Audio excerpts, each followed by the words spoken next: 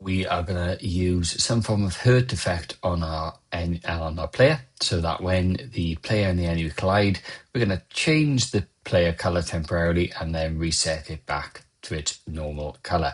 Now you'll notice in previous tutorials, when we have had a collision with the enemy and the player, we've normally returned the player to the start. So we're going to have to modify the code ever so slightly. So currently in the code, we have basically a collision with the player and the enemy. And when we get hit, we go and we jump back to start. Now, you can keep this in if you wish, but I am going to get rid of it. So as you've seen in my first example there, the player didn't actually get moved to the start. It was taken out of the game temporarily, turned red, and then put back into the game.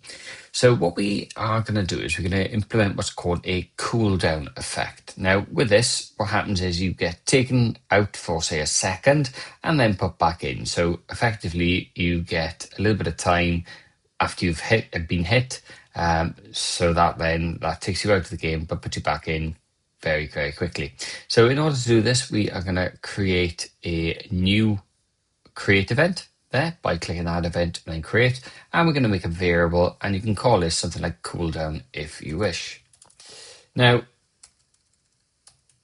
so once we've named it cooldown, you then need to give the cooldown a value, which we're going to leave it at 0 for now.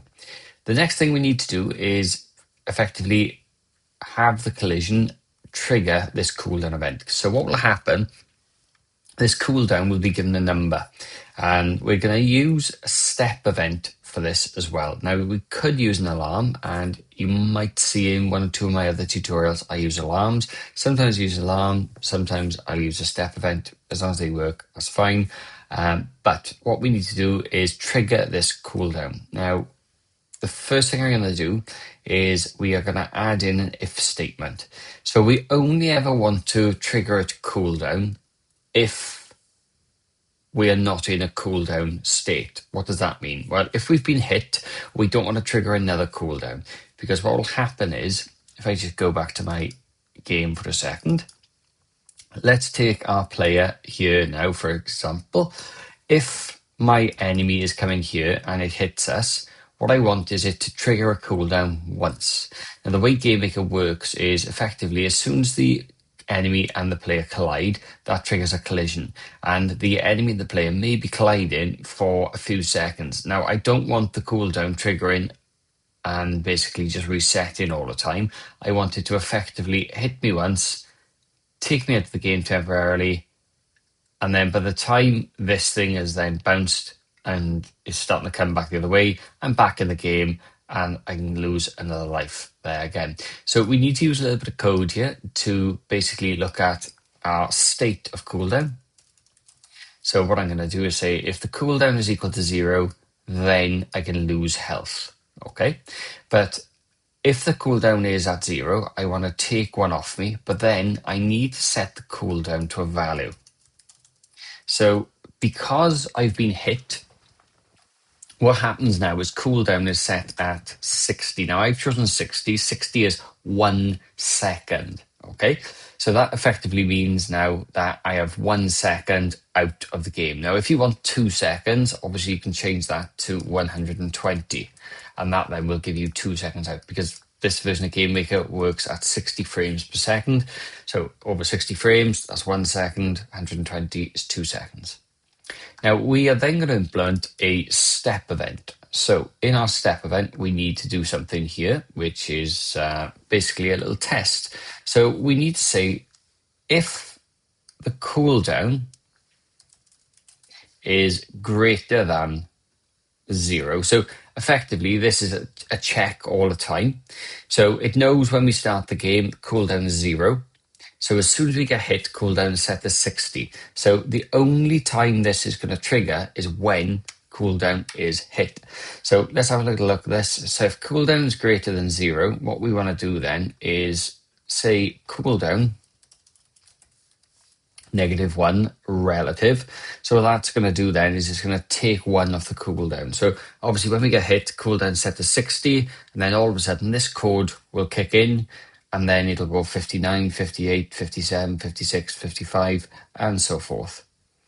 Now, what I'm also going to do is I'm going to look for a very special option here, which is called set instance color, which is here. And what I'm going to do is just drag it underneath here. And you can see it's got their color and it's set to all the Fs, which is standard for white. I'm going to then set it to red.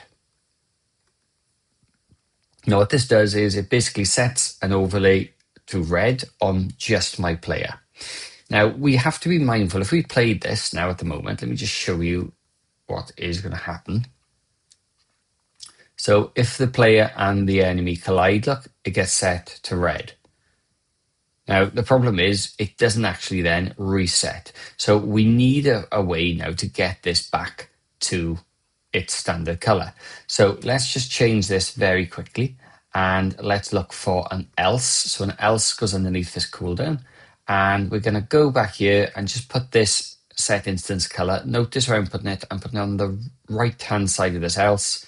So it's basically going to say countdown -1, set red. If cooldown then is 0, then it's going to run this else. So effectively, countdown will be cooldown, will be 60, 59, 58, 57, 56, all the way down to 0, and bam. What you'll notice then is, look, that there. After 1 second, it is effectively changing color again. Now, I know my lives aren't working here. I've purposely stopped this from working at this moment in time, just for you to see how this is actually working there.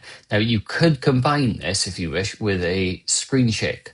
So in a previous tutorial, we have looked at making this variable O shake. So what we can do is, if I just add this back in, and if you want to see how to do this, if you just search on the channel screen shake, it'll show you how to do it.